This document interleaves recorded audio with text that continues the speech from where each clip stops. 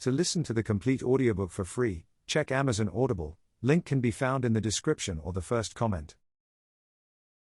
It was the day he was going to die, but Detective Inspector Grant Cliveden didn't know it yet. The events of the morning had been strange, certainly, but now the sun was shining. He was striding down Fleet Street towards the Old Bailey and feeling quietly confident that everything would go his way.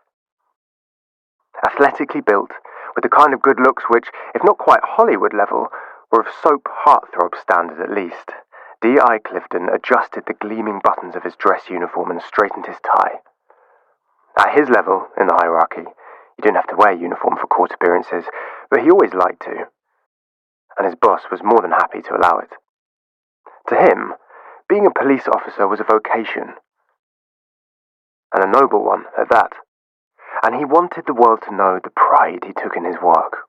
Of course, it also served to make him more conspicuous, and he became aware of a group of teenagers on a school trip who were excitedly pointing at him from across the road. He gave them a friendly wave. That documentary about his rescue of the late Queen from an attempted assassination must have been repeated on Channel 4 again. All the old royal shows had been getting a fresh airing since the monarch had passed away the previous September. And, of course, his face had been splashed through a load of the memorial supplements too, a supporting character in a pivotal moment in royal history. That was all a long time ago now, though. Royal protection was his past. Serious crime was his present and, God willing, his future. As he'd told Susanna Reid on the Good Morning Britain sofa when he was asked to talk through the police's new crime strategy, it was an honour to go from protecting one individual who represented the values of our great society to protecting society itself. To listen to the complete audiobook for free, check Amazon Audible. Link can be found in the description or the first comment. He grinned as he remembered how her eyes had shone with admiration as he delivered his solemn vow of service. God, he'd always fancied her. The producers had fancied him too, offering him a regular slot that they were going to call Good Cop Britain or something. He'd turned them down, of course. Policing was much more valuable. Today he was due in court as the key police witness in another high-profile case. This one involving a nasty gang of teenage thugs. Thanks to the weapons and drugs he'd personally discovered during searches of the little shit's residences, he knew they had them banged to rights. The trial still had some way to go, but D.I. Cliveden was already mentally chalking it up as another win.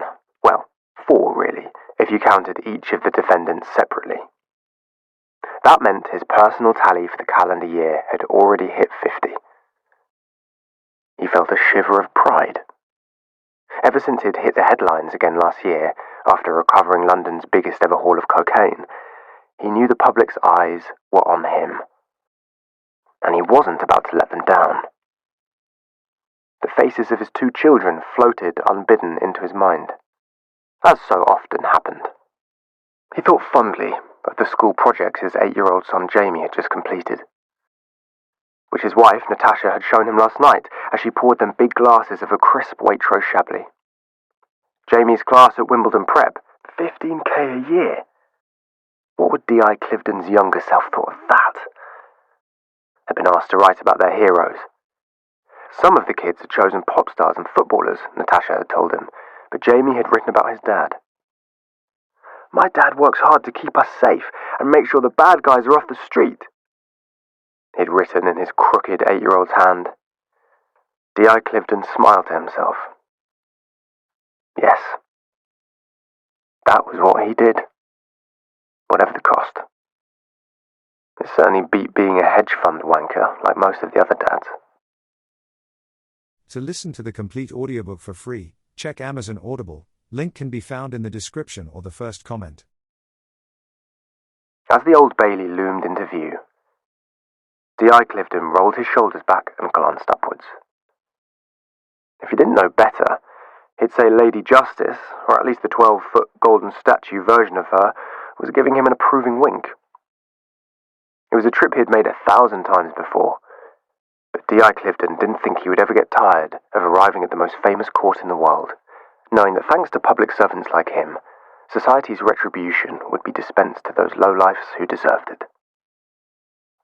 He cut through the underpass, where a ragtag group of friends and family of victims and defendants were gathered outside the public entrance, flashing a quick smile and relishing the ripple of recognition that went through the crowd as he bounded past. At the Lord Mayor's entrance, he spotted a former colleague coming out, and couldn't resist giving her a wide Cheshire cat grin as they crossed paths. The bosomy, aging female security staff who manned the door were always pleased to see him, and giggled and flirted as he put his wallet and keys through the scanner.